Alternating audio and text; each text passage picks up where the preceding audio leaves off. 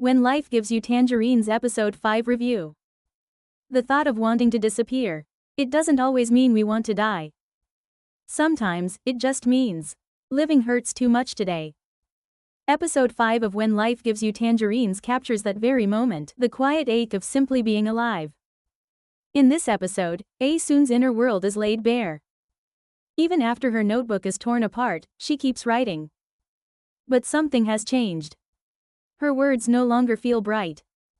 Something inside her has cracked. And through that crack, the darkness begins to seep in. Alone by the sea, she murmurs, "I just want to disappear." It's not a complaint. It's a quiet confession, a sign that the weight of the world is becoming too much to carry. This time, Gwansik's gaze changes too. He's no longer watching from a distance. For the first time, he expresses his feelings. Not with words, but with action. He finds Aesoon, walks toward her, and sits beside her. Saying nothing at all, but his silence speaks volumes. What Aesoon needs isn't questions or answers. She just needs someone to stay, quietly, gently be by her side. The most powerful scene in this episode is Aesoon's quiet monologue by the sea. She opens up, slowly, softly. And then, she says, "Sometimes, I feel like there's no place in this world for me." That line, it's devastating.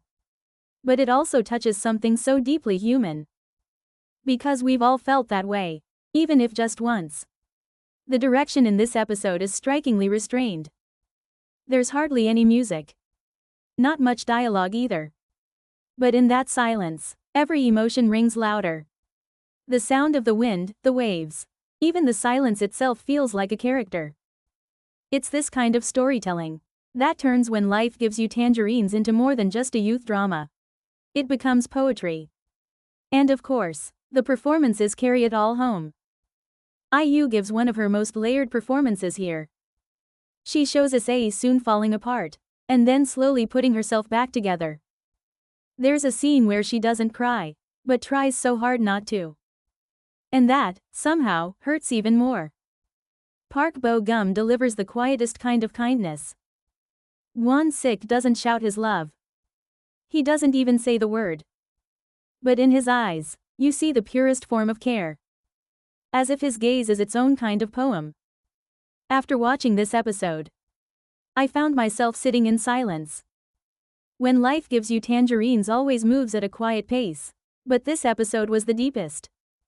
A blend of pain and hope, wrapped in stillness. To dream. To live. To love someone, even from a distance. All of those things echo through this episode. Quietly. But powerfully. Today's review was about episode 5. A story of a day when everything falls apart. And the person who gently holds that broken day together. This drama doesn't chase tears. It finds emotion in the moments right before the tears fall. And on the hardest days. It might be the one voice that quietly tells you, you're okay. If you felt something while watching, please like, subscribe, and share your thoughts in the comments. I'll see you in the next episode. Thank you for watching.